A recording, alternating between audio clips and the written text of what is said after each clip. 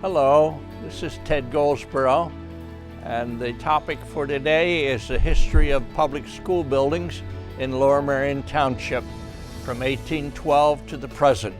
The order of presentation is that I'll be talking about schools with multi-school campuses, such as the Lower Merion High School complex. And then the second part is the single school campuses. And the third one is the old-time schools and the buses. I thought it'd be interesting to look at the buses. From 1836 to 1888, so from 36 to 88, 1852 years, the Lower Merion School District didn't have a junior high or a high school. So the school district, in essence, ended with first grade through sixth grade. And in 1902, the state education in Harrisburg said that there has to be an extra year of high school. So instead of 11 grades of high school, you had 12. And that means that when you're looking at commencement programs, there's no 1902 because nobody graduated that year because they all had to come back for an extra year. There on the Lower Merion Historical Society website is a history of the public schools, which I edited, and that contains information about each school building. So you might want to look at that if you have a computer. Now, the Lower Merion Historical Society has quite a bit of information about schools, and on the right slide, it talks about how many linear feet of information in the Historical Society is on the school district. The origins of public schools in 1834 is when public schools came in. They called them common schools. Harrisburg called them common schools instead of public schools. And interestingly enough, it mentions some of the schools that were already in existence in Lower Merion before the public schools, such as there was a school on Fairview Road, and then there was one called Little Bethel, and the Benevolent School, which later became known as the Lower Merion Academy, which is where our headquarters is for the Lower Merion Historical Society. And then Merion Friends down in Merion had a few schools, and Merion Square, which is Gladwin, and et cetera, et cetera. You can read that slide. Lower Merion School District, interestingly enough, was the first school district to get formed in Montgomery County. And so when it came time at the end of the year, I guess the fiscal year, to ask Harrisburg for some money, no other school district had organized yet. So we were lucky. We got the whole Montgomery County allotment. All right. The slide on the right shows a map, the Lower Merion Township map, and I'm grateful to the Lower Merion Township Secretary, Jody Lutz Kelly, for giving me this big Lower Merion Township map, street map. And my friend Aaron Betley of the Historical Society put stars in for the current schools as the red and former and early schools as the blue. So you can see where in the township these different schools are and were. The current school buildings are Lower Merion High School and Harrington High School. And then the middle schools are Bala Kingwood, the new Black Rock, and Welch Valley. And then the elementaries are Belmont Hills, Kinwood, Gladwin, Merion, Penn Valley, and Penn Wynne. And the Lower Merion Academy we include because the school district operates that, rents it, and then the school administration building. So those are the buildings, but I am going to talk a little bit about the buses and the bus garage. All right. The first section that we're going to discuss is the multi-school campuses. And in Ardmore, there's Lower Merion High School, and in the old days, Ardmore Junior High School, and the administration building. So they are on East Montgomery Avenue, opposite Arnold Field.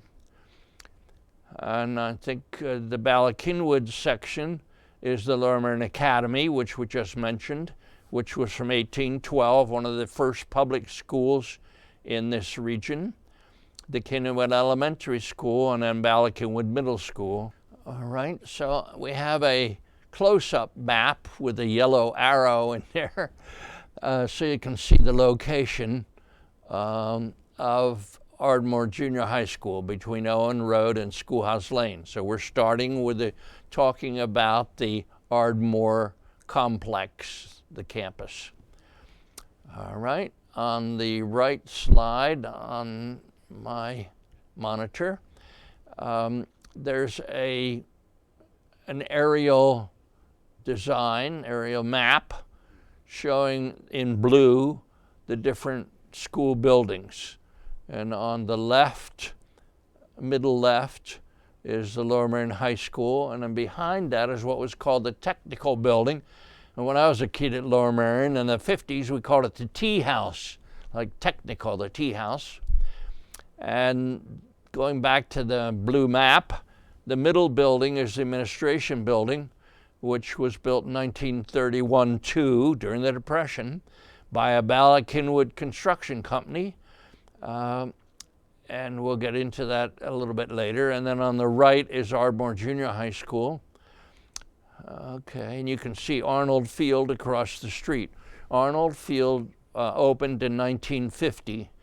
On the right aerial shot, on the middle left is Lower Merion High School, which was built in 1910 and closed in 1963. Then you see a smokestack, and that smokestack was to provide the heat for both schools, I presume, for Lower Merion and Ardmore Junior High, which is on the right. There's a bus garage sort of near the smokestack, and those are the only buses that Lower Merion School District had for many years, because you were only transporting kids to the high school or the junior high. There were very few, occasionally there were trips to other schools for the elementary schools, but not very often.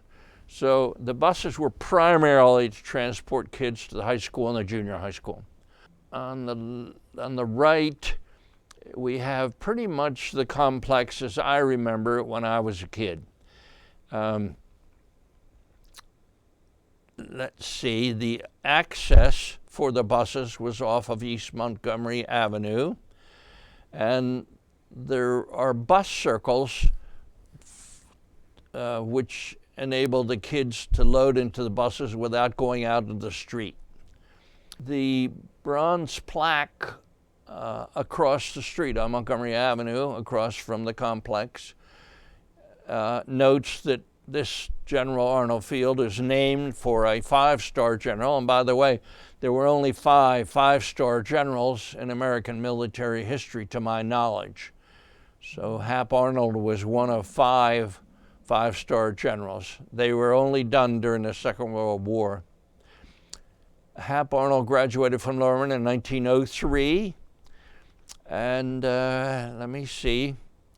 I did want to point out an arrow on the left-hand image which points to a parking lot. And in about the 1950s, that parking lot was added because you had so many staff at both schools that the parking on Owen Road, which you can see on the right there, that street on the right, just underneath the arrow, there was not enough parking. So even in those days, in the 1950s, parking was a problem. The Arnold Field had been a farm, and you can still see sort of come down from Ardmore Junior High School, and you can see a barn in there, and then you can see the track for Lower Merion High School. Well, just a minute. Ardmore Junior High School and Lower Merion shared that space. So if you had the principals had to coordinate with each other.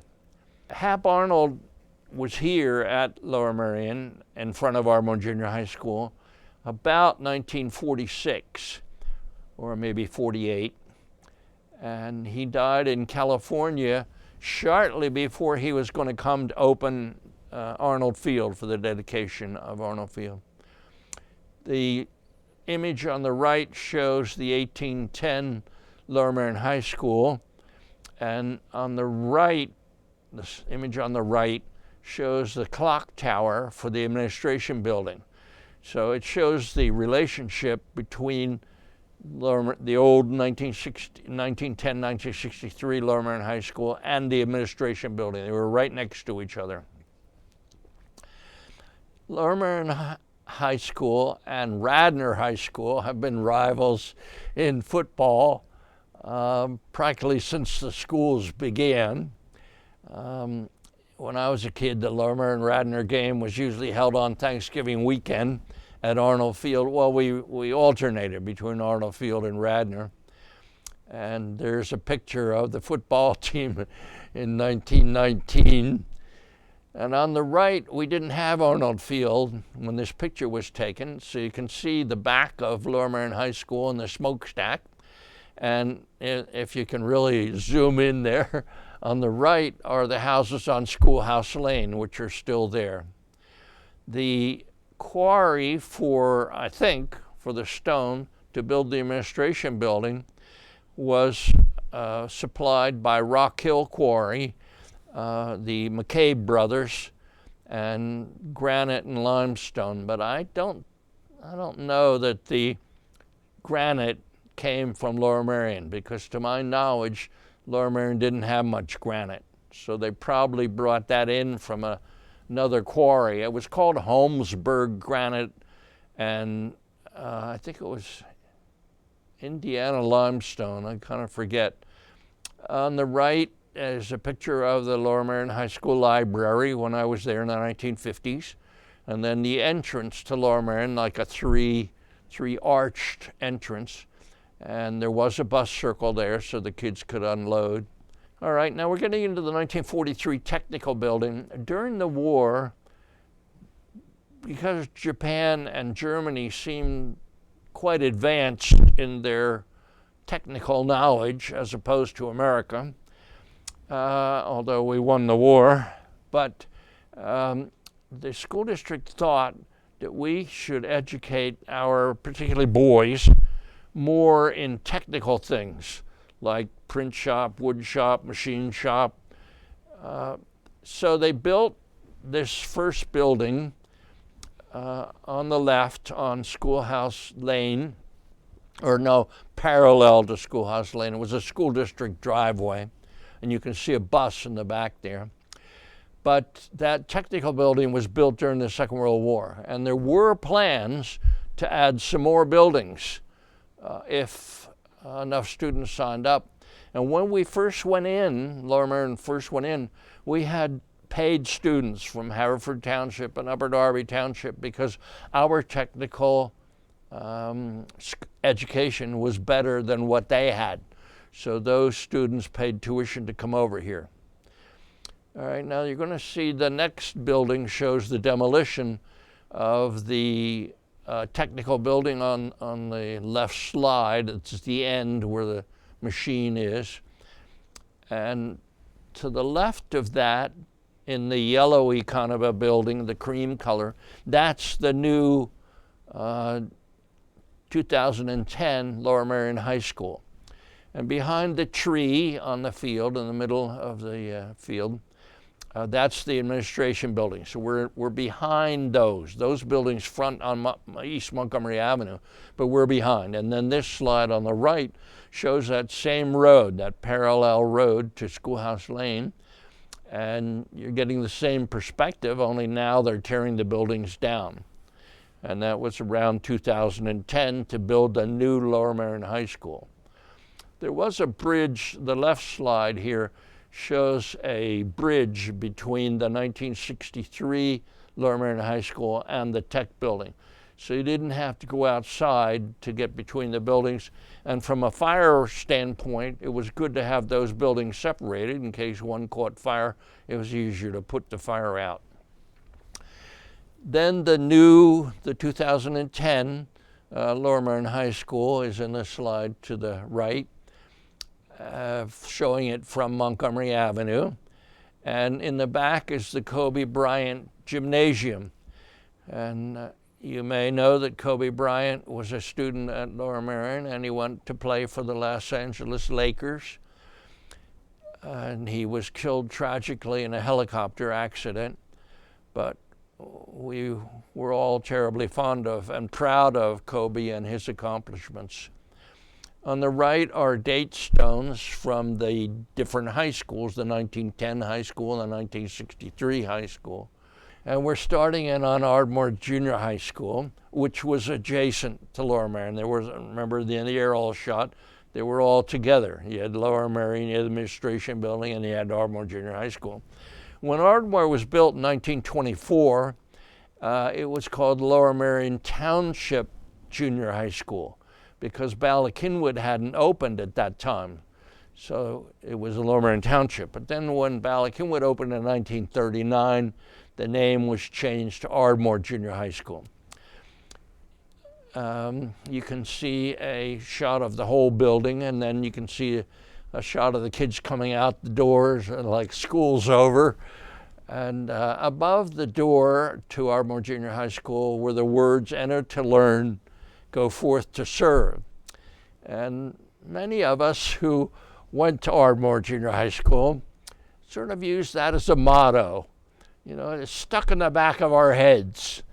I became a teacher in the Lower Merion School District. And so I thought, well, I'm doing service, enter to learn. I did. I went through the Lower Merion School District, and then go forth to serve. Well, I'm serving by being a teacher. I haven't given the address of these buildings, or the Lower Merion High School was at 315 East Montgomery in Ardmore. Ardmore Junior High School started in 1924, but there was a coincidence that happened. The building wasn't ready when the students were ready in September of 24. And so the school district had to scramble, where are we going to put the kids, like 800 kids, until the school is done and ready.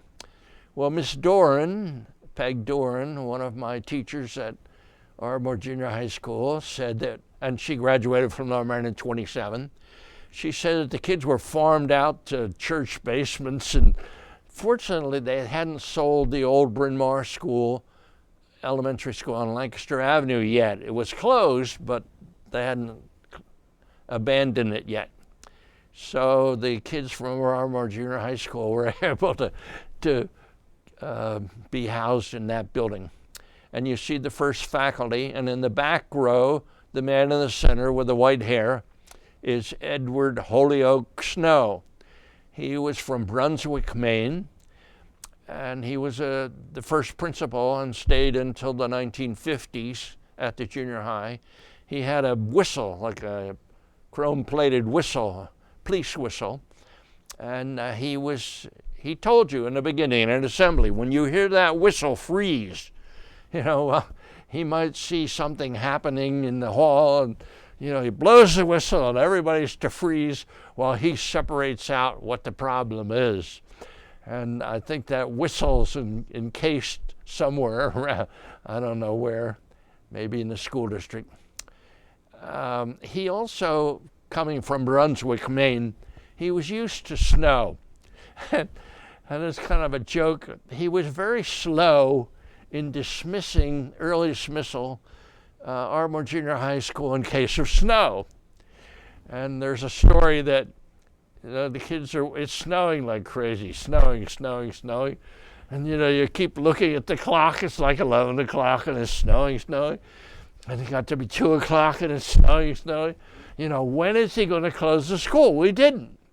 He waited until the end of the school day. Well, by that time the snow was up to about your knee. And the old school buses didn't have, I guess they had chains, but Bat Cassidy was one of the bus drivers. And he took some of the kids who lived in Gladwin, he took them down Mill Creek Road, down to the 1690 house, and that bridge just reopened over Mill Creek. And right at that hill, there's a traffic light there now, the bus started skidding. And he said, "I'm sorry, kids, you're going to have to walk home." Well, from the 1690 house all the way up Merion Square Road into Gladwin's quite a walk with, 15 inches of snow. And Miss Doran said that she heard kind of a ching, ching, ching, ching, ching, ching coming along. Well, it was a farmer, and he had his wagon behind him, a flat wagon, and he said to the kids, "You want to ride up the hill?" Of course, they said they did. So he said, "Well, I can't take you past downtown Gladwin." They said, "Well, that's okay, thank you very much." So that's that story about Ed not dismissing, and then the bus got stuck. I don't know how they got the bus back up to Ardmore again after all this. Okay. This picture of Ardmore Junior High School on the left and the shops on the right, this is before the technical building, the tea house at Lower Merion. So we had shops at Ardmore Junior High. You had print shop. Mr. McManus was my print shop teacher at Ardmore Junior High School. Ed Snow became one of the founders in 1949 of the Lower Merion Historical Society. So he gets credit for founding that. The next image shows cut out paper designs on the window like reindeer running in the snow. And I guess they were glued onto, scotch taped onto the window of each classroom in Ardmore Junior High School. And then the school closed in 1978 due to declining enrollment. There weren't enough kids to go there, and it was the oldest building. So the kids were split up between Welch Valley and Ballackinwood. But this shows the cheerleaders, and they were dressed in orange and black, which were the Ardmore Junior High School colors. And the leopard was their mascot. So you usually had a couple girls, maybe boys, but a couple girls, and they're sitting on the ground there with the megaphone in their leopard uniforms. And I'm glad to see and point out to you that the cheerleading squad was integrated, which those of us who are for equal rights, we're proud to see that. Now, after from 1924 until 1970, I take that back. From 1924 to about 2000, the Ardmore Junior High School stood, but for many years, from 1978, it was pretty much empty, except the school district did occasionally use the gymnasium, and they had a swimming pool in the back. But you can see the wrecking ball there on the left image. And then there's a different front on Ardmore Junior High School. And when Ardmore closed, the school district added a Lower Merion High School front to it. So that's kind of confusing to me. You had two Lower Merion High Schools. One's the old Ardmore Junior High School, and one's the Lower Merion I attended. In 1931-32, the McKay brothers of Rock Hill Quarry in Ballackinwood won the contract to erect the administration building. And you can see the old trucks in the image there. And down in front is like a construction shack. And behind is the 1910 Lower Merion High School. I guess this picture was taken from the window of Ardmore Junior High School, probably. But I think it's really neat that the McKay brothers from Ballackinwood got the contract to build the administration building. The lower part on the right slide, the one with the clock tower, the lower part of that building was for the administration.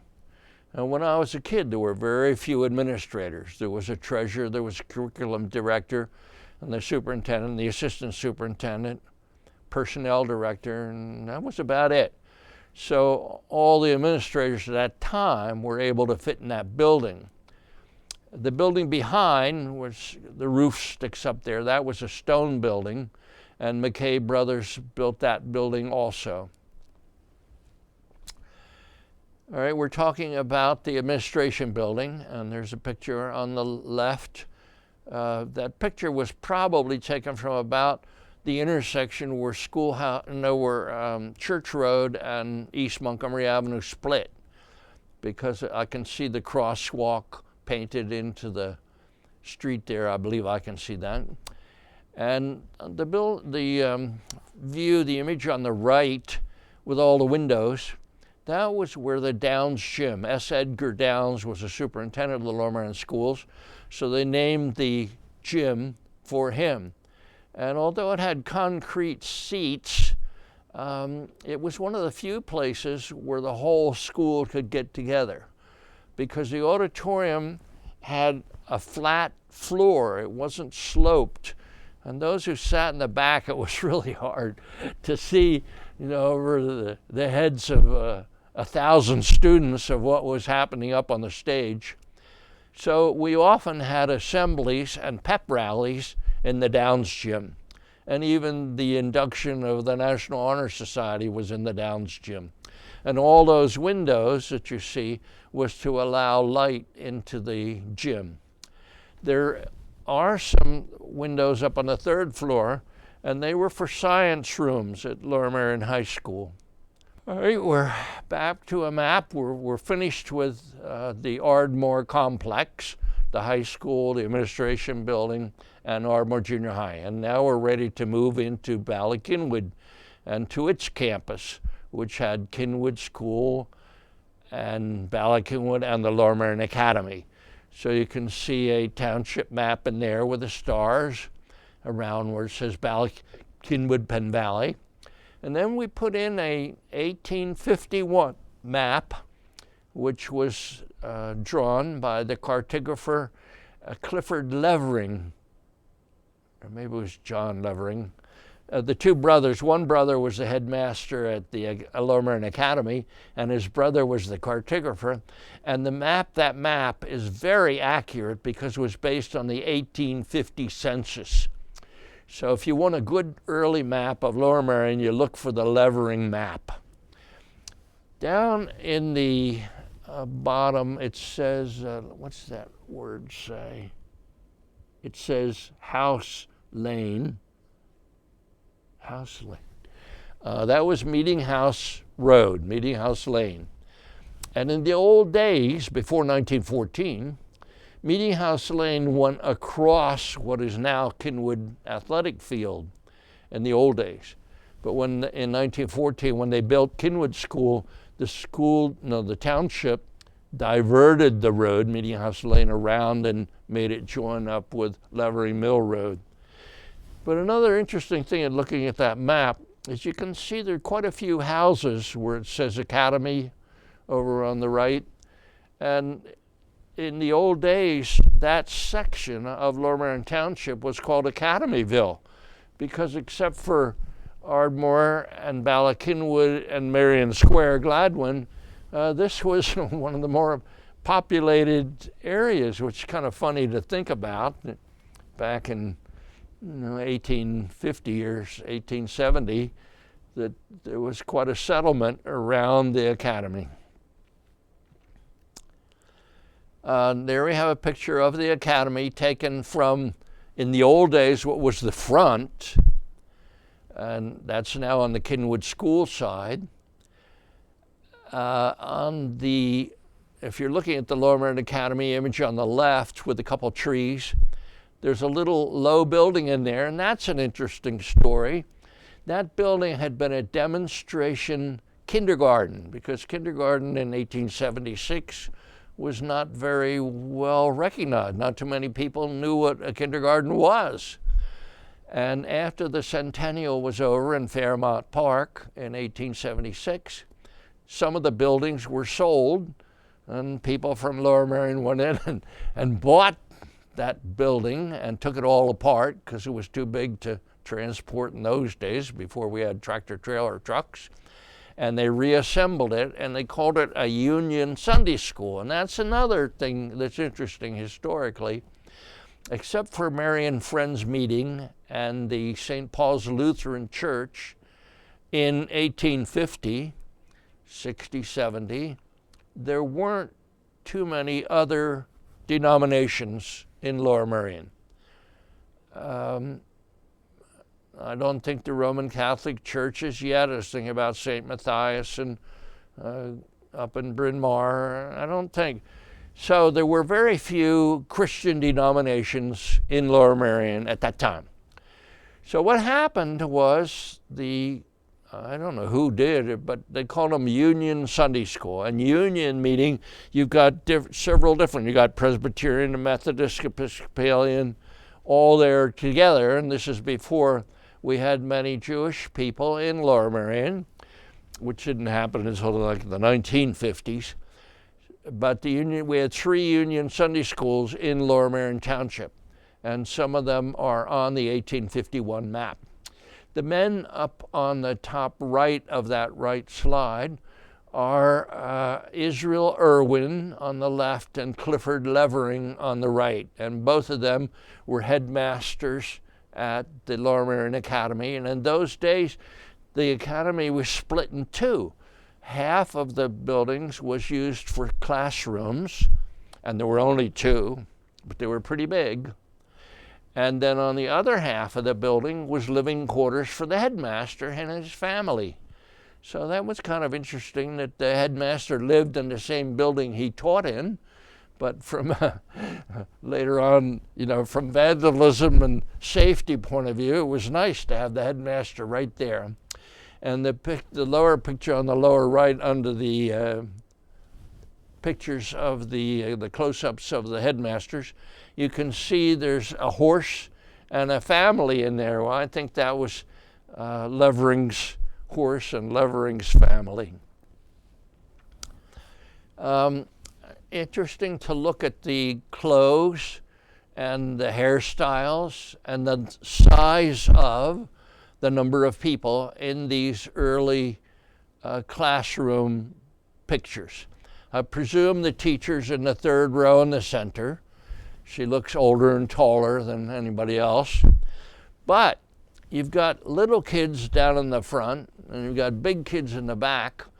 So I'm assuming that this is probably the 2nd floor. This is like the secondary kids, not the elementary kids. I mean, you're not talking grades 1 to 3. These are like 4 through 6 grade kids.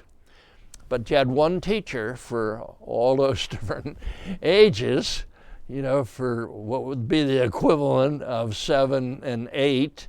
And often schools in those days ended at grade 6. So I shouldn't have said grades 7 and 8. Maybe it's grades 4, 5, and 6. So that one teacher had all those kids, like 20-some kids, and she's teaching them different curricula for their different grade. Okay. This shot, both shots on the right slide, are taken from Kinwood Elementary Field, which, as I say, in the old days was the main entrance to Lower Merion Academy. In the image on the left is showing the brick Bala Kinwood Junior High School, which was built in 1939. And then you have the academy. And the academy down at the ground level has a glass and like a terrace there. And that was added in 1939, which gave more utility to the academy building. And sometimes other classes from the junior high were taught in the academy. For many years it was home ec, both primarily on the 2nd floor. And they had a model bedroom, they had a model living room, they had a model dining room, they had a kitchen. And all the girls and the boys in those days, the boys took shop and the girls took home ec. So that was up on the second floor of the academy, and that configuration was there in the 1950s when I was a student. On the right side, you can see the, you can see the Kinwood School playing field. It has a track around it, a cinder track, but unfortunately that track is 1/8 of a mile instead of 1/4 of a mile. So when we have opposing, I was track coach at Kinwood for a while. When you had an opposing team come in, the starting and ending positions were different because it was 1/8 of a mile, and sometimes they were all confused and they'd stop running when they were accustomed to where you would stop running for 1/4 of a mile. And of course, our Kinwood kids would keep on running, but we probably won some track meets because of the confusion between 1/8 of a mile and 1/4 of a mile. This shows the 1812 Lower Merion Academy. It has stucco walls. Underneath there was what they called rubble stone. It wasn't very good stone. It was stone gathered from the farmers' fields. Up in the attic is storage, and there's a cupola up on top with a weather vane. This is the back side of the academy. So now we're looking at the bus circle side of Kinwood Junior High School. And there's a funny thing, although Lower Merion maintains the building, they don't own it. I don't know whether the term own is correct, but the money to build the academy and maintain the academy in about 1805, 1806 was left by Jacob Jones, a Quaker, and he left money to build a school for boys and girls, rich and poor. I don't know that he mentioned white and black, but it was a public school in theory before there were public schools. The public schools didn't come in, as I said in the first slides, until 1836. And this is 1812. The men in the front standing are called the trustees. The Montgomery County Orphans Court oversees the academy, even though it's rented to the school district. And those men standing there are on the board of trustees who make sure that the academy is cared for by the school district. There's a little design above the middle window, above the men standing down in front, and that plaque was a wooden plaque with a metal insignia on it, and that was for a fire insurance company that supposedly Ben Franklin started, or he started the concept of you pay money into a fire company, and if your house burns, you have this insignia on your house and we'll put the fire out. But if you don't have that insignia and your house burns, or if the house is burning on the back of the house and they can't see the insignia, supposedly the firemen wouldn't put the fire out because you didn't pay the dues to belong to the Green Tree Mutual Assurance Company. And Lower Merion Academy, before the Green Tree went bankrupt, Lower Merion Academy, I think, was the 12th oldest policy in the Green Tree. All right, we've left the academy and we're moving into Kinwood Elementary School, which was built in 1914. And you can see some kids, elementary school kids, standing on Levering Mill Road with the school in back. And in 1916, there was a parade. Interesting, before the First World War, but in 1916, there was a parade, and the kids some of the kids who participated in the parade paused in front of the Kinwood Elementary School, which at that time was only 2 years old, to show their costumes. The school district rents the Lower Merion Academy from the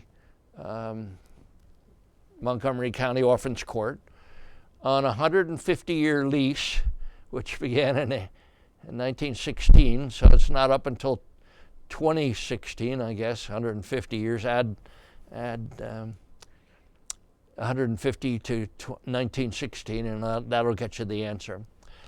All right. There was an addition to the Kinwood Elementary School, which was to the left of the school as you're looking at it from Levering Mill Road. And that addition only lasted about 30 years. This shows that addition. There's a picture of a car there. That car is heading towards Meeting House Lane, so you can see where the addition was. And that addition was torn down in, I guess, I don't know when it was. It was built in 1967, but it was torn down about 30 years later. This shot was taken from the intersection of Levering Mill Road and Bryn Mawr Avenue. Kinwood School's on the left, and you can see the Lower Merion Academy behind there, and a little bit of the brick wall of Ballackinwood. So that gets your bearings of where you are and the relationship between the Academy and Kinwood School.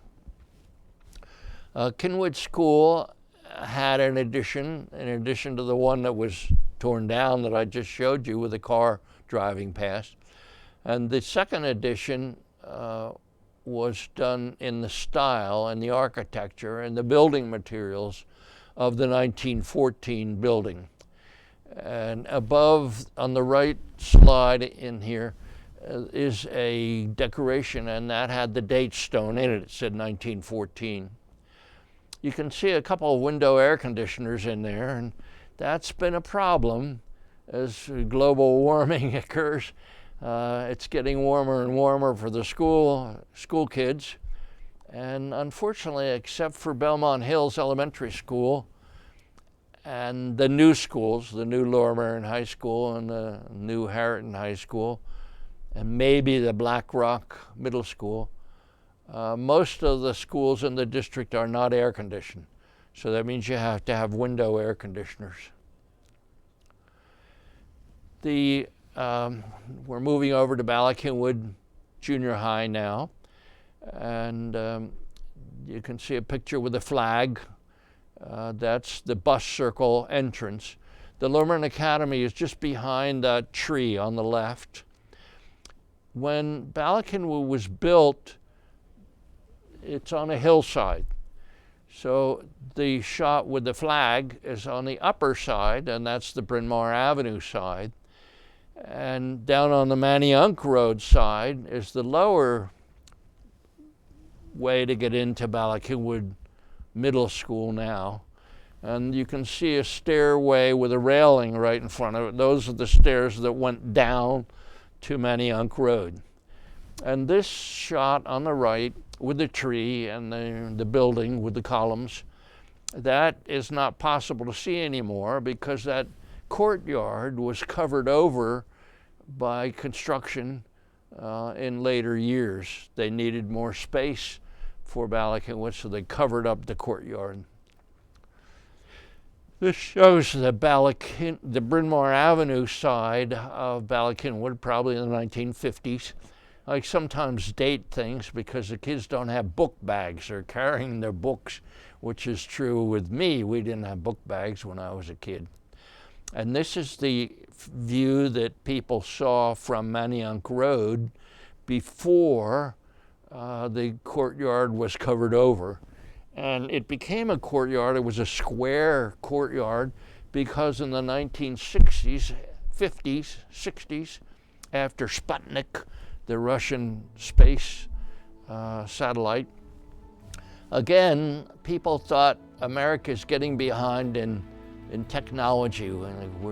The Russians are ahead of us. We have to catch up with them. So they enclosed this C-shaped side of the building with classrooms. All the classrooms had chemistry, gas fixtures and a sink in the for the teacher. So that whole classroom wing of several classrooms had chemistry facilities. We have to take a break now. We'll be right back after a few announcements. Hello, this is Ted Goldsborough, and the topic for today is the history of public school buildings in Lower Merion Township from 1812 to the present. The second part of the program is called single school campuses, and Harriton High School, Welch Valley, and then some of the elementary, Belmont Hills, Merion, Penn Wynn, Penn Valley, and Gladwin. And again, my friend Aaron has put the stars in there to show you where in the township these schools were located. And then I had, with the map that Jody Kelly let me have, I made a little yellow arrow there to point where the site of Harriton High School on North Ithan Avenue is, opposite the Beaumont Retirement Community. On the right slide shows the 1958 Harriton High School. Both Harriton and Welch Valley were built that same year, 1958. And so Lower Merion was not the only high school in Lower Merion Township. When I graduated in 1957, there was no Harriton. There was only Lower Merion High School. But in 1958, 59, Harriton opened, and you can see the style of architecture, which is the same style that was like the California style that was used at Welch Valley. On the left shows the Harriton High School, Lower Merion Township, and there's kind of a sunscreen to block the sunlight above that. There's like an awning above. The section in the center with the steps and the flagpole, that was called the courtyard, and it was adjacent to a section the kids called the tomb, because it was a rectangular stone or marble or, stone, looked like a tomb in there, and the kids called it the tomb. There was kind of a joke, like, who's buried in the tomb? Well, it was really just a bench for the kids to sit on. But this section was called, Dr. Jim Sandercock told me this was called the courtyard. And in the summertime, it was a nicer spring for kids to gather there. Okay, this shows on the left and right, it shows the covered walkways, getting back to the California idea. But for back east here, where we get down to 10 degrees, and you have snow and rain and blowing, it wasn't too practical for the kids, because the kids have left their coats in their lockers, and the lockers are in one of several different buildings, and maybe they're going to lunch or they're going to the gym, and it's cold out and they don't have time to go to their locker, so it wasn't too practical. Vincent Kling was the architect of this. Quite a well-known architect, but he was the architect of that building. And this shows the demolition in 2009. Another question that I think is interesting is, how long do school buildings last? Well, it depends on if you're going to update them or not. And most of the elementary school buildings have had new additions, and they've been updated. The classrooms have all been redone. But it's kind of a general rule of thumb was that the old time schools only lasted about 50 years before they were demolished or updated. All right, this shows the new Harriton High School. And fortunately, in the planning, they didn't have to close school, or they didn't have to do it over the summer, because the new building is up higher on the hill. So they could be building the new building while the old building was still being used. And it shows the dedication ceremony in October 2009. All right, now we're moving on to a different school. We're going to Welch Valley, and that's in Penn Valley with a Narberth post office, which is a little confusing. We call that section Penn Valley, but there is no post office for Penn Valley. It comes out of Narberth. And you can see where the star is on there. All right, there we have a invitation for when that opened in 1958. One problem with this California style of design was that you had 1, 2, 3 buildings on the upper part in this, looking at the invitation, and you had 2 buildings, so you have 5 buildings for one school. And so you have 5 roofs to maintain, you have 5 buildings to heat. Like if you'd have made it 2 and 3 stories, you wouldn't have had to have so many buildings. The next slide with the yellow down under the windows, that was where the Welch Valley main office was for many years. I don't know if it's still there or not. I haven't been over to Welch Valley for several years. And the building on the right with a peaked roof, I think, was the cafeteria and the auditorium. Now you can see a new school building on the right, which I think was from like 2015. So it was just recently renovated. All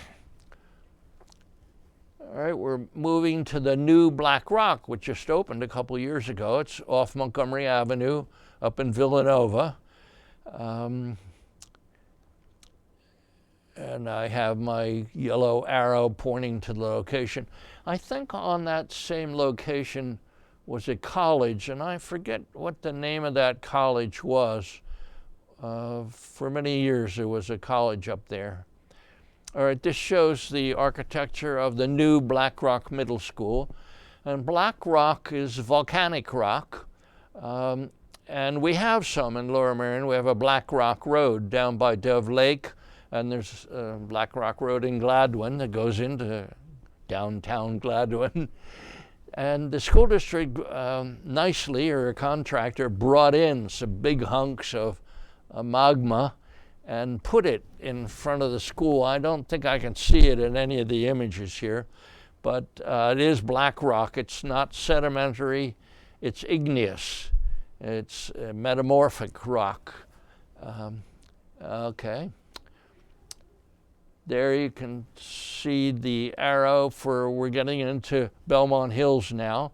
And there were 2 Belmont Hills schools, one down closer to the river, and we'll look at that one in just a minute. We're talking about the new one, which is up the hill where the star is, or where the pencil is, excuse me. The stars looks like it's down closer to the Schuylkill Expressway. That's the old Belmont Hills, the old Ashland School. All right. Now, in the I wanted to mention these directories, the Lower Merion Township school directories. From about 1911 until 1939, periodically, not every year, but periodically, the school district put out these directories. And they were to be given to new staff members. They had lists, and you'll see them, they had lists of the faculty and what subject they were teaching and where they lived and what their telephone numbers were. And in the back they had schedules for when the kids would be transported in buses over to the home ec and to the shops, because not every school had a home ec and shop. All right, the Belmont Hills up on the hill, the one we're talking about, the newer Ashland Belmont Hills School, was from 1919. I don't think that's correct. It could have been 1919 to 1982, and then it closed because of declining enrollment. And we all wondered, what's going to happen? They're going to tear down the Belmont Hills School, but fortunately they didn't. And later, of course, the population came back up again, and it was renovated in 1998, and it reopened, and so we're still using it. That shows the shop on the left and the home ec on the right. And not every elementary school had a shop and a home ec. During these years, in 1920s and 30s, the kids were bused over. By the way, the buses didn't begin until 1915. This shows the Merion. We're moving on to another school. This shows the Merion Elementary School location on Bowman Avenue, in pretty close to Narberth. The back's, in fact, Rockland Avenue in the back is pretty close to the edge of Narberth. This shows one of those school district booklets I was telling you about on the left. And on the right is the front of Merion School, but that's before there was a bus circle. So I guess that was maybe in the 50s or 60s before Lower Merion added a macadamized bus circle in there. And it was bad in the old days because the buses were blocking Bowman Avenue at dismissal time, and in the morning time, there's a possibility for kids to run out between buses. It was bad. So bus circles are much safer for kids, and also if the building caught fire, you could bring the fire engines in there. All right, so this shows the Merion Elementary School, and at 549 South Bowman. Former Governor Milton Schaap had a house just in the next block down on Bowman Avenue. On the left is the old Merion School, and you can see the school district put new windows in there, more energy efficient windows. And on the right is the new gymnasium addition to Merion School. And I was surprised that when the addition was being added, they used real stone. They had stonemasons there, carving up their, I don't know what you call the art of trimming stone, but they were real stonemasons. This shows the front, and I think it's really pretty. It was built in the 1920s, 1925. But the trouble is there's stairs and there's no handicap ramp. So that was one of the reasons in the new addition to put in a ramp in there, so kids in wheelchairs and people like me with walkers, it's a lot handier to get into. But I think that is a pretty entrance from the 1920s. All right, let's go over to Penn Wynne School, and we show where that is off Haverford Road. And the star on the township map shows where it is. And that's what it looked like when it was being built. Pretty big size. Similar in architecture to Bryn Mawr Elementary in the Wynwood Road School. We're going to see that before too long. And there's another one of those school district booklets, and this one shows the faculty, which we wouldn't give those out to the kids or the parents in the old days because of privacy, but those booklets were meant to be given to staff members. And it is kind of interesting to look at where the teachers lived and what their phone numbers were. We didn't have the 610 area code, and when I was a kid, our number in Narberth was 4173M. And you'd pick up your old black phone and an operator would say, "What number, please?" And you'd say, "Narberth 4173M. And she said, "Just a minute, please." And then when I was in 5th grade, dial phones came in, and it was so complicated to figure out how to use a dial phone that a representative from the Bell Telephone Company came into my 5th grade classroom to show us how to dial the number. And from then on, we didn't have an operator right there. You had to dial O for an operator. I'm getting off the subject. Let's go over to Penn Wynne Elementary School. And on the left side, you can see the new addition with the doors, the shiny chrome, stainless steel probably, clad doors. And then there's kind of a glass section in between. And Kinwood School has that between the new wing and the old wing. It's an energy-saving device. The large windows, which in the old school buildings were to allow light to come into the classrooms because electricity wasn't so dependable in the old days, but those windows were not terribly energy efficient. So the school district put in smaller windows, and then to fill in the gap where the window was, they put in kind of a checkerboard design, which I think kind of different, you know, sort of draws attention to the windows. All right, the Penwood Elementary School. All right, we're moving over to Penn Valley, which is in the Narberth Post Office. It's off of Hagees Ford Road, and you can see the star that says Penn Valley. It's pretty close to Narberth. All right, this is what the front of it looked, and I think it was built around 1951. And in fact, my principal at Narberth School, Mr. Jim Drennan, who had been principal at Narberth for several years, he was enticed by, I guess, by making a bigger salary to be employed by the Lower Merion School District. So he was one of the principals of Penn Valley Elementary School when it opened. It too is a one-story building, which means it goes on forever, which is a pain if you're in a wheelchair. Except for the gymnasium, I believe all of Penn Valley's on one floor. This shows the entrance on the left slide, and then on the right side there's an open section, and there's a little fountain in there.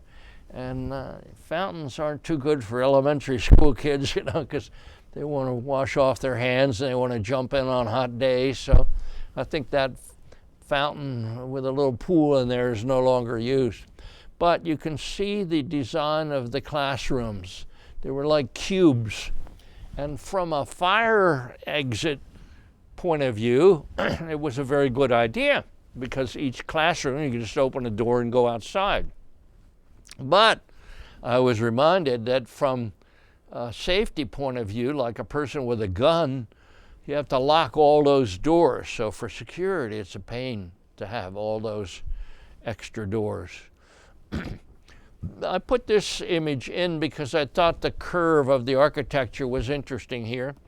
The architects for the Penn Valley Elementary School, I'm trying to see if I can find that image. Excuse me for jumping back and forth here. Here it is.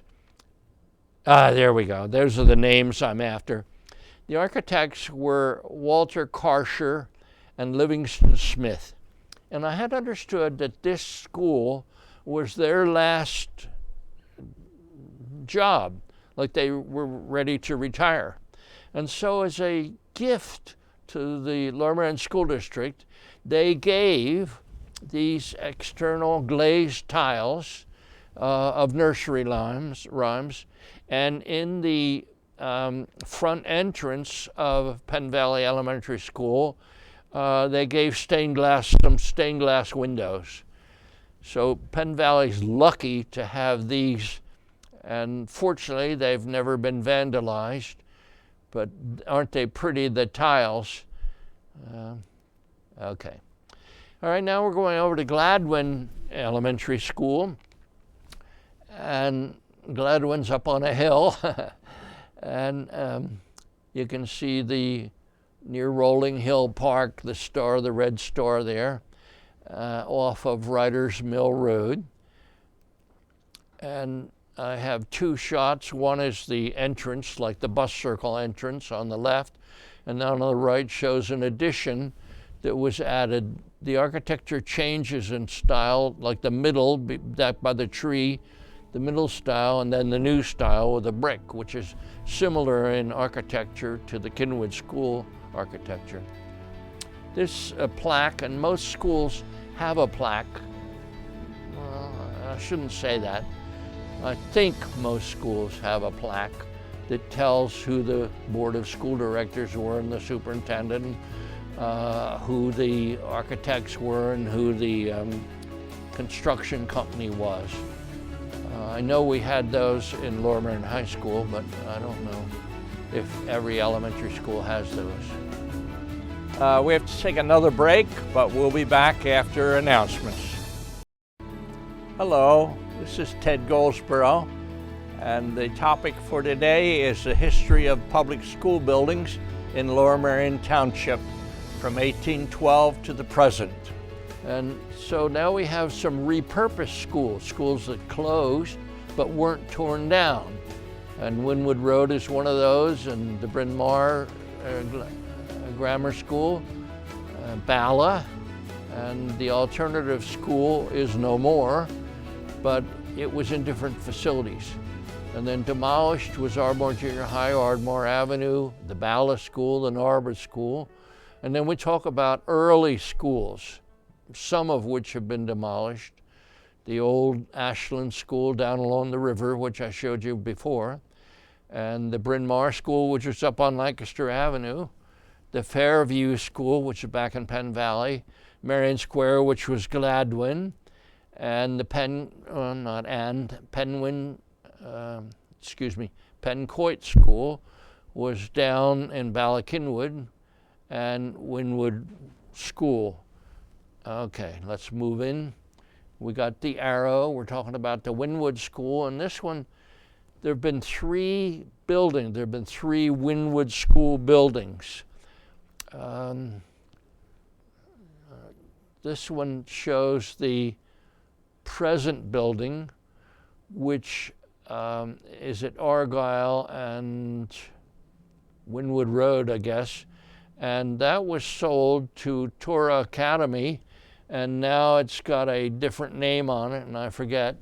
But I got this picture off of the internet, so you can see the old building, and they added an addition on the back to it. That closed in 1978 when several schools closed because of declining enrollment. And the kids were sent to different schools. Like the kids from Wynwood Road maybe were sent over to Penwyn, and some to Penn Valley and whatever. This shows the Bryn Mawr School, and this is the 1914 school. An interesting thing about construction, the upper left-hand image shows what it looked like, and then the upper right shows an addition. Like you had that classroom center, and then upper right by the flagpole you have an addition, and then finally you have an addition on the left, so finally you got the whole building. But it took several years. It began in 1914, and it wasn't like finished until 1918, but you could still use the building, but they were just adding additions to it. Okay, this is the present.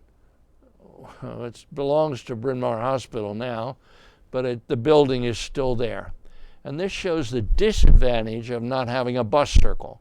All the kids are waiting out in the street. This is Bryn Mawr Avenue, and you can see an early bus in there. And this shows what it looks like today. And there are doctors' offices in there. And I guess it's adjoining another building. And the parking garage isn't either of these two buildings, I don't think. All right, this is the Bala Elementary, which was down on Bala Avenue, but that school closed, and in 1974, Lower Merion joined with the public library system, the Ballackinwood Public Library, and in one building they had both an elementary school and they had a public library. Well, the demographics must not have been studied very carefully, because it was only a Bala school for 4 years, and then it closed. And ever since then, that school section has been rented. I think at the present time, it might be the French International School is in there. But that's on Highland and Old Lancaster Road. And there shows the library side, and the school was in back of that.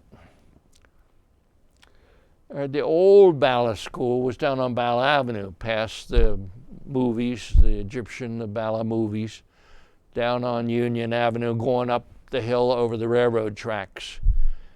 But the old Bala School, you can see on the upper right, and then there's from one of those school directories, the description, and that building has been demolished. This is where the building was, and you're going up the hill over the railroad tracks. They did leave the township when they bought the land from the school district. The township left the old gymnasium for the ballet school, and they used that as a gymnasium and I guess meetings and whatever at 49 Bell Avenue. This shows the Ardmore Avenue School, which is now a senior citizens facility opposite the post office. The old Ardmore School was from maybe, 1875, it says on the slide, until a bad fire in 1900 demolished it or burned it down. And then in 1901, the new Ardmore Avenue School was built, and that lasted until 1963. The Ardmore Avenue School fire was supposedly started by a fire in the third floor of a chemistry lab. And you say, well, why did you have chemistry in an elementary school? Well, it wasn't. It was both elementary and the first Lower Merion High School.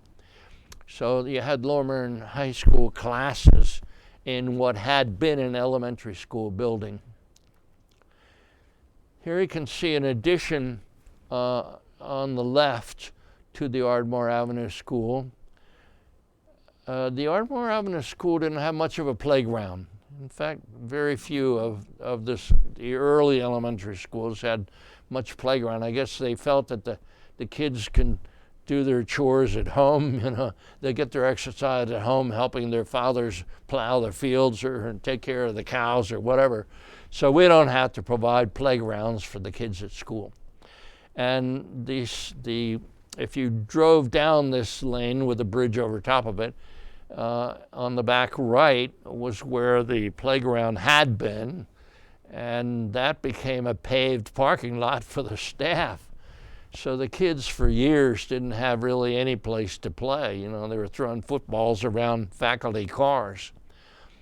And because it was an old building, 1900, the school district, I think, kind of neglected it, didn't update it because it was old, and I guess they were waiting until something happened, it burned or something. Well, what happened was that because of where it was in Ardmore, it became predominantly African American, like 60 to 70% of the students were African American.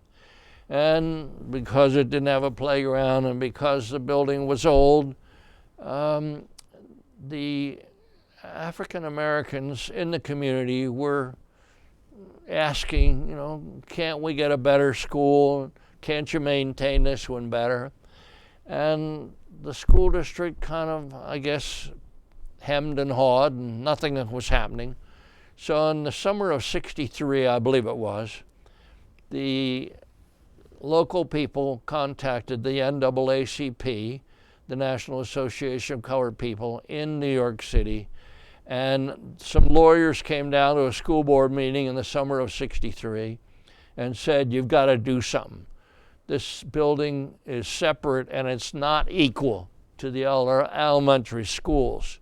It doesn't have the playground, then it's not being maintained, and you got to do something. So practically overnight, the school board voted to close the Ardmore Avenue School and, of course, send the kids to Penn Valley and Wynwood Road and wherever the other schools were that accepted them. This shows, again, the old 1901 Ardmore Avenue School. There's an interesting thing, that white tube there with the kids exercising. The white tube was a fire escape, and it was circular. And I know down in West Virginia, my father's hometown, they had a similar one. So I guess old school buildings were not equipped very well in case of fire. Or a company that sold these tube fire escapes did a good job of selling them, and school districts bought them. And W. Robert Schwartz, Bob Schwartz, had a camera shop on Lancaster Avenue, and he was a student here. And he said the boys loved that, go down that fire escape. He couldn't do it except during a fire drill. So he said that we'd push our way in to be one of the first kids to go down the slide. It was circular. And then we'd run around to the front of the building, and we'd come back in. The fire drill was still going, and we'd get a second time to go down the fire escape. This is what's there now. It's a senior citizens, I think primarily for women, low-income housing. So it's a good use. And Nolan Atkinson, who was our first Lower Merion African-American commissioner, grew up in Bryn Mawr. He was one of the ones with Miriam Phillips who worked on getting the funding for this subsidized housing on the site of the old Ardmore Elementary School. All right, now we're in Narberth, and this is hometown for me. I grew up in Narberth, so I can talk about Narberth. This is the 1892 building, which was built by the Lower Merion School District. You say, well, Ted, you're talking about Lower Merion schools. What's Narberth have to do with Lower Merion? Because it's a separate borough. Well, this building was built by Lower Merion School District in 1892. It was made out of stone. You can see it had big windows. When I was a kid, this was for grades 4 through 8. And then you went to 9th grade at Ardmore Junior High School and then on to Lower Merion. Over on the right, and you really can't see it, was a building, a separate building that was built in 1917. Okay, this shows the demolition of the 1892 building and the 1917 building on the left slide, just above the date that says 1892. That building was the 1917 building, and it was demolished at the same time, but it wasn't being demolished at this time. And this shows what's on that site on Sabine Avenue in North Essex now. And these buildings were built by the Narberth Borough, Narberth School District, but Narberth, a little town, had difficulty paying staff comparable salaries to what they can make in other school districts. So after about 3 years, Lower Merion, Narberth decided they just couldn't make this work. So they asked Lower Merion School District to take it over. So it's kind of funny. In the beginning, in 1892, Lower Merion School District had it, and then it became a separate school in the borough of Narberth in 1895 when Narberth became incorporated.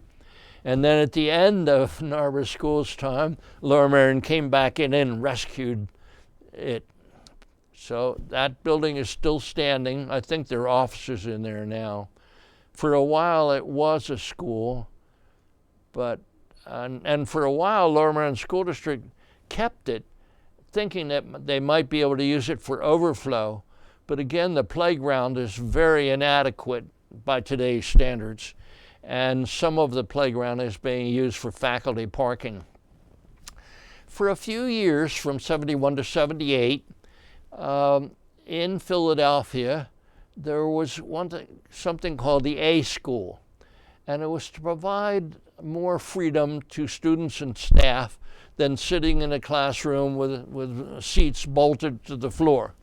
And it was based on a proposal by a professor named Alan Glathorn, Dr. Glathorn. You can see his name in about the third row from the bottom, third line from the bottom. He was superintendent of the Abington School District, and he proposed a alternative West school, which was us. It had Lower Merion, Harrington, Abington, Cheltenham, and Philadelphia, and an alternative East school. And it lasted only for those 7 years, but many students from Lower Merion and Harrington attended the alternative school. All right, we're going back to the old West Manayunk Ashland School, and it was close down to the river, down by the Schuylkill Expressway in the old days. You can see the old building on the left from 1883 to 1919, and it closed. And you can see there boys and girls in a class picture. There's an interesting thing, I don't know if it's on TV, but that's a sidewalk, a wooden sidewalk. It's a board sidewalk instead of concrete, which you don't see much anymore. That school, once it closed, it became a church for a while in West Manayunk, which today is Belmont Hills. And then it became a boys' club. And it wasn't torn down until, I guess, 1973. So it was closed for a long time, but it wasn't, it was used for other purposes. The Bryn Mawr School up on Lancaster Avenue, it was on Lancaster Avenue near the Just Tires, I think it is. And a weird thing has happened. Where this school site was is now a street, and it was just opened a few years ago, and I'll show you an image of that. This one has the school picture, the class picture, has some African Americans, and my friend Wendell Holland would say, yeah, but look where they're standing. Was there prejudice or not? They're in the back row, but I can't answer for that. I mean, maybe it's just coincidence. Maybe they were the taller kids in the class and they wanted them in the back row. I don't know. Okay, this shows where the school was. It's a street that goes in there now, which is surprising to me. So that's the shop. The shot shows Lancaster Avenue, and then you can see a car, the white car, coming out of that street. All right, we're back to Fairview School, which is back in Penn Valley. And that too has an interesting story. There's the school building on the left. It says 1890 to 1919.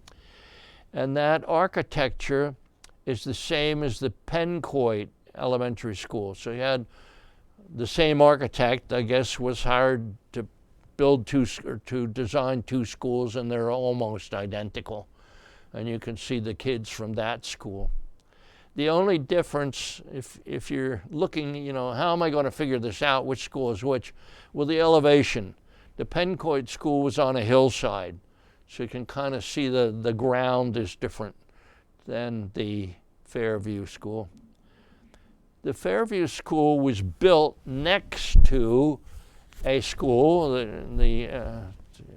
I talked about the Union Schoolhouse, and this was one, but this old building behind the little addition in the front there, this old school was built as a school, but then there were so many kids whose parents worked in the factories on Mill Creek in the old days when there were factories on Mill Creek, that the school district built a separate school, and that's the school that we just looked at. It was at approximately 5658 Fairview Road in Penn Valley, and it closed about 1919. And on the right, looks like some rubble, like some broken somethings. Well, that was the site of the old demolished school. And the town fathers or the school district people at that time did an interesting thing. They took the date stone off of the Fairview School and they mounted it on the Union Schoolhouse building. Well, that's confusing, which building is which and when was it a school, and it's confusing. So that's why I'm telling you, don't be confused when you go back there and look at that. Now it's the Penn Valley Women's Club, I think it's called. I forget what it is. Down in front, there's a sign for it, but I forget. Okay, this shows the location of the Fairview Schoolhouse, SH, from the Levering 1851 map. So you can date, but that's when it was in that other Union Schoolhouse building before the school district built the new stone building. The Bicking Cemetery is a private cemetery, and it's in somebody's backyard today, but it's off of Union Avenue. It's off of Fairview Road, I'm sorry. Okay, the Merion Square School is today's Montessori school, but there evidently had been an earlier school. And this drawing was done, I think, by a man named Nugent, and he was active in the beginning of the formation of the Lower Merion Historical Society, and this is his rendering of what that school looked like. This is today's Montessori school, and it was the Gladwin or Merion Square. They didn't call it Gladwin, they called it the Merion Square Elementary School.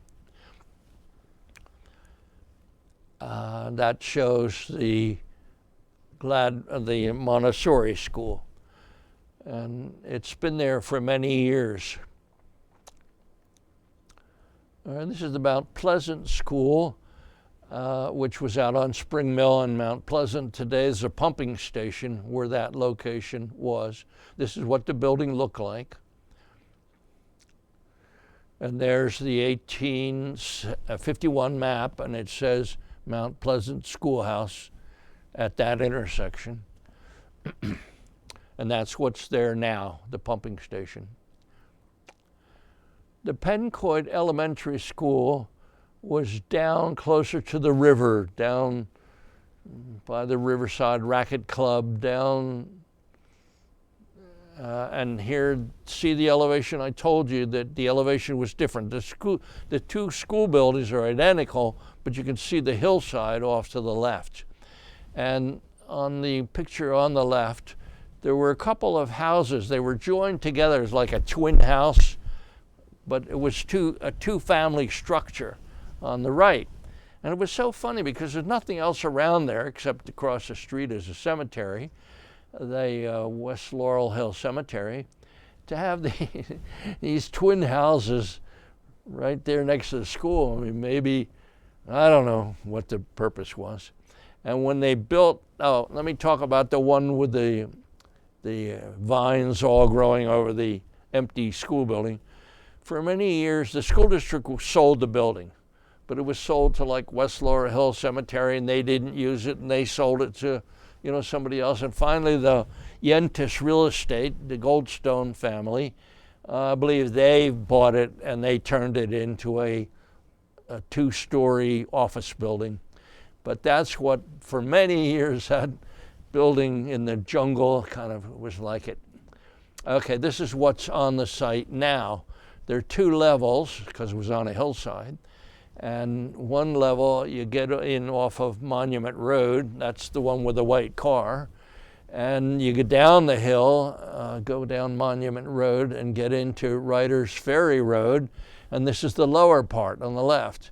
And when they built that office building, they tore down one of those twin houses. The Windward, this is a good one, the Windward Road School. It's sort of where Whole Foods was. I think there's a pharmacy in there now, but it's Windward Road, comes together with Lancaster Avenue, which is very busy. And the old school was on today's Lancaster Avenue, but in the old days, the township hadn't bought the Clothier estate. So in the old days, there was a jog on Windward Road. You came up Windward Road, and then you got on Lancaster for a couple hundred feet, and then you went on to the Windward Road, which continued. I think now it's called Old Windward Road. But that's where the old school was. And there it is. It was the first school built by the school district in 1836. I think I told you the common schools came in 1834. And there was a guy named Kugler, Kugler, Mr. Kugler, who lived up near Church Road on Lancaster Avenue. And I don't know why, but I guess he bought the land, or he gave the money to build the school, and I think he was a carpenter. I think he put in the windows and he made desks for that. And the picture on the right with the dark shutters, that's what the old building looked like when I was a kid. And I think there was a realtor in there named Nash Real Estate. So it shows you the jog in the road. It says Windward Schoolhouse. And I've put in one of my arrows, but it's not yellow. And then the township was able to buy the land from Josiah Bunting, the Maple Grove estate, which became Clothier, and they extended Wynwood Road on down there.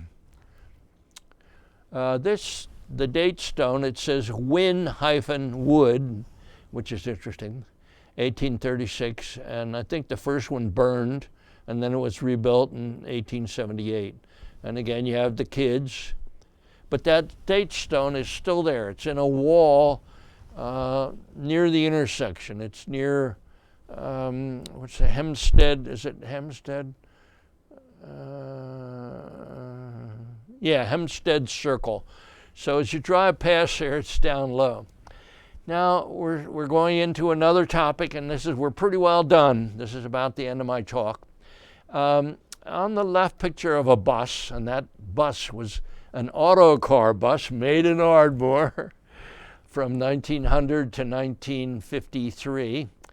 But the bus itself, I don't know, the chassis was made, and then you send it off to a body shop to actually build the body.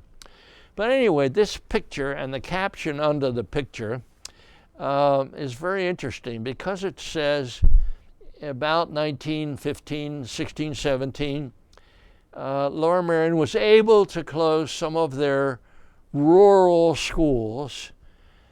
And I always wondered, why did all these, like 4 or 5 old-time schools in Lower Merion close in 1916, 17? What was it that enabled them to close? Why did they close?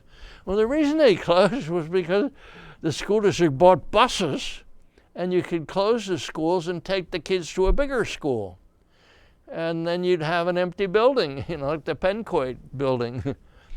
Okay, so you can see the picture of the 1910 Lower Merion High School with buses and kids standing in front. And then there was a company which is bankrupt, which is no more, in Philadelphia, called Brill. The Brill Transportation, B-R-I-L-L, Brill Transportation. And they were most known for building trolley cars. They were very famous. They built hundreds of trolley cars in Philadelphia. But this black bus was a Brill bus in front of Ardmore Junior High School. And this is just about the time Brill was going bankrupt and got closed, or was bought out by another company which closed them. So it's kind of interesting that we had that Brill. And this shows the bus garage in 1951. You remember in one of the earlier pictures, the buses were housed underneath the smokestack where the administration building went. And I told you we didn't need many buses because the kids were only bused to Ardmore Junior High School in Lower Merion. Well, eventually you got all these other Welsh Valley and Ballackinwood, and so we need more buses. And this shows the fleet. Some of those buses, I believe, were Brill buses. And that shows the bus garage. Now, buses have become a problem. In about I'm going to go back here. No, I think it's the other way. In 1976, Lower Merion had approximately 25 buses. But the Secretary of Education, and I guess pressure from the parochial and private schools, put pressure on the public school system and said public schools have to transport kids within 10 miles of the outer boundary within, Lower Merion. They have to go over to Jersey, and Lower Merion has to go over to Chestnut Hill and, down to Chester. Within 10 miles of your outer boundary, you have to bus all the kids in private and parochial schools. So practically overnight, we went from 25 buses to almost 100 buses. And where to park those buses, they used to be parked behind Lower Merion High School in that bus garage that I showed you right here. Well, where are we going to put 100 buses? I mean, this is okay for 15 or 20. So what happened was the buses were all over the place. And occasionally, very occasionally, there was what's called an inversion in temperature and the atmosphere. And a lot of these buses were diesel. And you got 100 diesel buses going down Owen Road. and the exhaust was awful because of the inversion. And it even got sucked into the classrooms in some of the school district classrooms at Lower Merion High School. So the neighbors protested, and the school district went over to natural gas buses in many cases, and then they made space at Lower Merion and at Harriton, and finally Madsen Ford Road, which is where a lot of the buses are now. This shows the buses coming into Ballackinwood in the bus circle. And that's it. You know, we're done. I'd thank the Lower Merion Historical Society for allowing me to use the images. I thank Lower Merion School District for hiring me to be a teacher. And Aaron Batley and Jim Bevlock, you can read the names. Mike Isaacman, the head custodian at Ballackinwood, and Jody Kelly, the secretary of Lower Merion, and our volunteer Bob McCormick. Anna O'Hora is off on medical leave, but she's the school and community relations for the school district secretary, and she's been my right-hand person and any questions I had on the school district. And Jamie Singer, who was one of my students, and Dick Salamo, with whom I grew up in Narberth Park and Narberth. And I thank you very much. And this is Ted Goldsborough signing off, and I hope we'll see you again.